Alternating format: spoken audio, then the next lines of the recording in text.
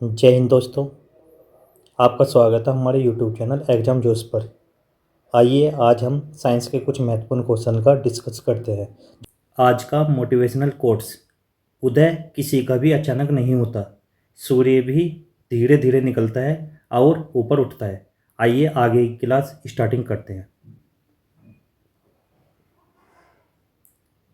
समझना सबसे पहले जो परिभाषा है वो कौन सी है, संक्षारण। संक्षारण के बारे में आप पढ़ेंगे आज। फर्स्ट पॉइंट है संक्षारण।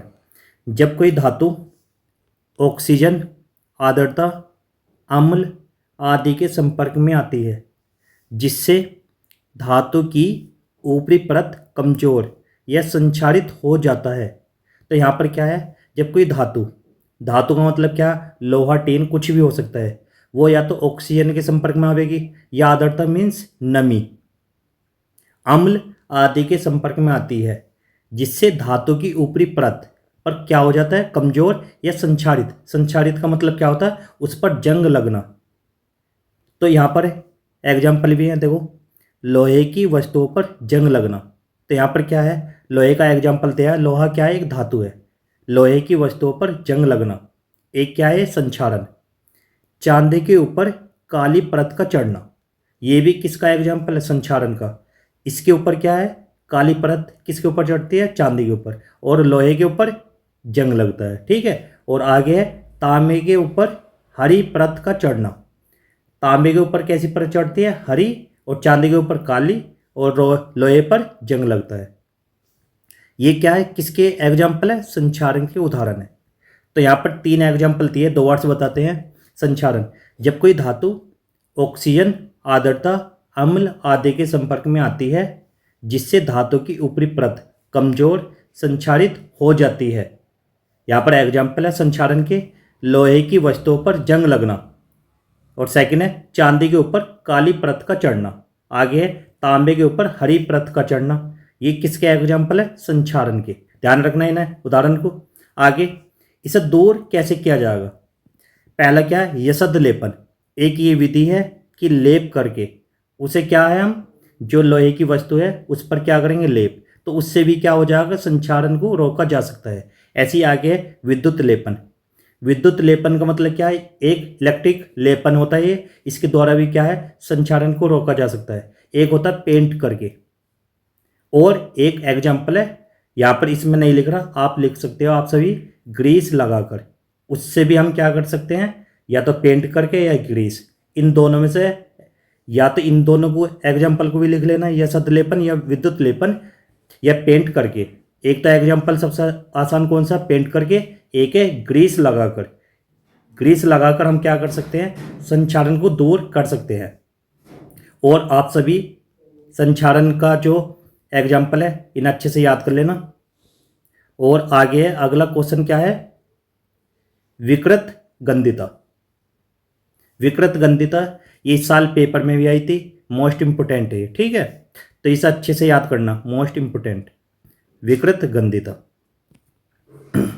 विकृत गंधिता क्या है, वसायुक्त और तेलीय खाद्य सामग्री वायु के संपर्क में आने पर उपचयित हो जाते हैं, जिससे उनके स्वाद और गंध में परिवर्तन हो जाता है। इसे विकृत गंधिता कहते हैं। देखो इसका मतलब क्या है, जो भी वसा युक्त है, वसा का मतलब क्या है, जितनी भी चिकनाई वाली चीज़ है उनकी बात हो रही है, और तेलीय खाद्य सामग्री, जितने भी तेल के जो खाद्य सामग्री बनती है उनके बारे में बात हो रही है। और वायु के संपर्क में आने पर, जैसे वे वायु में रखी जाएंगी तो उनमें क्या है, एक तो स्वाद और गंध में परिवर्तन हो जाता है, उसे क्या बोलते हैं, विकृत गंधिता। जैसे ये मान के चल रहा है कि जैसे हमने कोई भी चीज़ ली है, लेने के बाद वो या तो तेल की बनी रहेगी या वसायुक्त, उसे हम कहीं पे भी रखेंगे, और जैसे ही वायु उसमें आवेगी, वायु में आने पर उसका 1-2 घंटे बाद या 3-4 घंटे बाद उसका या तो स्वाद या गंध में परिवर्तन हो जाएगा, उसे क्या बोलते हैं, विकृत गंधिता। इसे रोकने के उपाय भी है। पहला उपाय क्या है, प्रति ऑक्सीकारक का उपयोग करके, या तो इसे याद कर लेना, या आगे वायुरोधी बर्तन में खाद्य सामग्री रखकर। वायुरोधी का मतलब क्या है, कि जिसमें वायु प्रवेश ना कर सके, ऐसा बर्तन।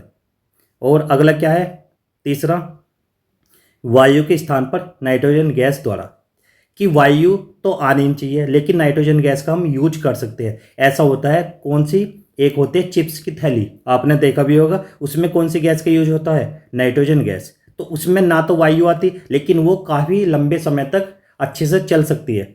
तो यहाँ पर क्या है, जो चिप्स की थैली है वो काफ़ी लंबे समय तक चलती है, तो उसमें कौन सी गैस होती है, नाइट्रोजन गैस। और वो क्वेश्चन आया भी था, ठीक है। अगला पॉइंट क्या, शीतलन द्वारा। शीतलन द्वारा क्या है, एक होता है या तो फ्रिज नहीं होते, फ्रिज में रखकर, या उन्हें और भी नमी वाला या जो भी पॉइंट होता है, शीतलन का मतलब क्या है, ठंडी हवा। तो यहाँ पर ठंडी हवा जो भी है, ठीक है।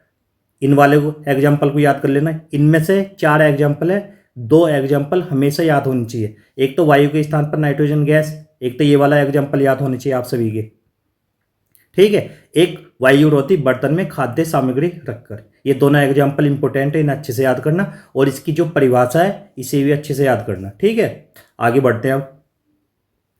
अगला क्वेश्चन है हमारा उपचयन। अब उपचयन के बारे में, उपचयन क्या होता है, देखो यहाँ पर 2 पॉइंट है, दोनों में से एक पॉइंट अपनी कॉपी में नोट करना, दोनों नहीं करने। पहला पॉइंट क्या है, जब किसी पदार्थ में ऑक्सीजन की वृद्धि होती है। देखो यहाँ पर या तो ऑक्सीजन की वृद्धि वाला कर लेना, या जब किसी पदार्थ में हाइड्रोजन का ह्रास।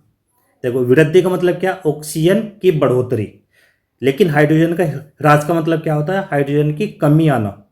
तो यहाँ पर दोनों एग्जाम्पल में से एक एग्जाम्पल आपको कॉपी में नोट करना है, और इनमें से दोनों में से एक ही परिभाषा लिखनी है, ठीक है। तो यहाँ पर क्या, C+O2, ये क्या बनता है, CO2। यहाँ पर क्या, देखो यहाँ पर जो O2 है ये C के साथ चल जाएगा, तो यहाँ पर क्या हो जाएगी, O2 की वृद्धि हो जाएगी, ऑक्सीजन की वृद्धि होगी। यहाँ पर इसके साथ ऐड होने पर ये क्या हुआ, यहाँ पर वृद्धि हुई है, ठीक है। लेकिन ये ऐसे ही रहता है इस साइड में, तो यहाँ पर ना तो वृद्धि होती ना ही कमी होती। लेकिन इसमें हाइड्रोजन का जो एग्जाम्पल नहीं है, तो यहाँ पर ये वाला पॉइंट याद भी कर सकते हैं या नहीं भी, लेकिन पहले वाला पॉइंट अच्छे से याद करना, ठीक है।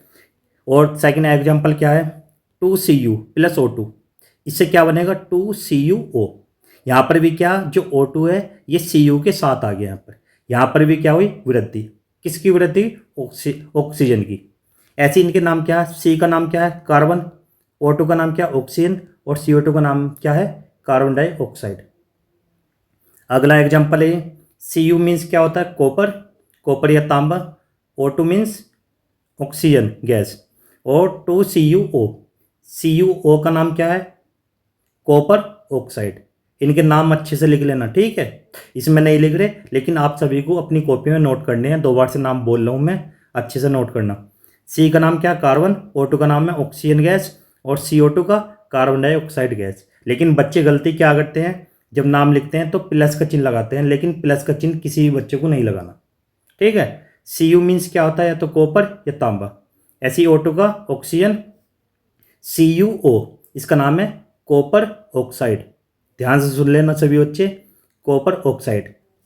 अब इससे आगे वाली परिभाषा देखना, इससे आगे वाली परिभाषा कौन सी है, अपचयन।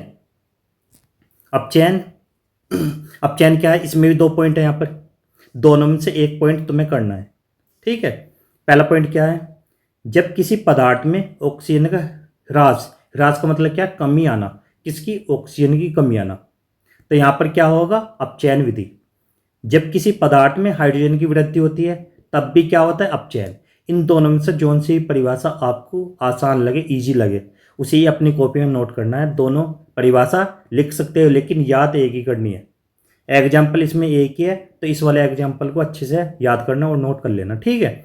इसमें अपचयन और उपचयन दोनों विधि दी गई हैं, यहाँ पर समझना इसे। पहली क्या है, यहाँ पर देखो, CuO, CuO से क्या बनता है, कॉपर ऑक्साइड, अभी बताया मैंने। H2 क्या होता है, हाइड्रोजन गैस। अब ऊष्मा का मतलब क्या होता है, हीट, हीट का मतलब क्या होता है, टेम्परेचर बढ़ाना। टेम्परेचर का मतलब क्या, तापमान ऊपर करना, जैसे यहाँ पर 100 डिग्री सेल्सियस से ऊपर बढ़ाना, या तो 200 या 500 जो भी है, यहाँ पर टेम्परेचर रखेंगे। अब जैसे इन दोनों की इक्वेशन करेंगे तो यहाँ पर क्या आवेगा, देखो CuO और प्लस H2 है, तो Cu अलग आ जाएगा, ये क्या बन गया हमारा, कॉपर। और यहाँ पर H2O एक साथ आ गया, ये क्या हो गया, जल। Cu की क्या होता है कॉपर, H2 क्या होता है जल। यहाँ पर समझना, जैसे हमने यहाँ पर CuO लिया और Cu की बात करेंगे तो यहाँ पर अपचयन, यहाँ पर अपचयन का मतलब क्या है, यहाँ पर ऑक्सीजन की कमी आ रही है। देखो यहाँ पर क्या CuO है और यहाँ पर Cu है अकेला, तो इसमें क्या आ गई अपचयन विधि का मतलब क्या है ऑक्सीजन की कमी। यहाँ पर देख भी रहा होगा कि यहाँ पर O है इस वाले में, लेकिन यहाँ पर O नहीं है Cu में। तो इसी वजह से इससे हमें क्या पहचान पड़ी कि अपचयन विधि में क्या होता है कि ऑक्सीजन की कमी दिखेगी। ह्रास का मतलब क्या है, यहाँ पर ह्रास की जगह आप कमी भी लिख सकते हो, ठीक है। तो यहाँ पर आपको समझ आ गया होगा कि अपचयन विधि में क्या होता है कि ऑक्सीजन की कमी होगी हमेशा। यहाँ पर CuO में O है लेकिन इस साइड में नहीं है O।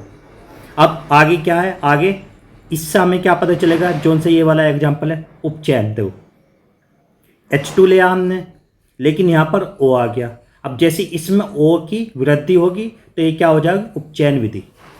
जिसमें O की वृद्धि होगी वो क्या हो जाएगा उपचयन, लेकिन जिसमें O की कमी आएगी वो होता है अपचयन विधि।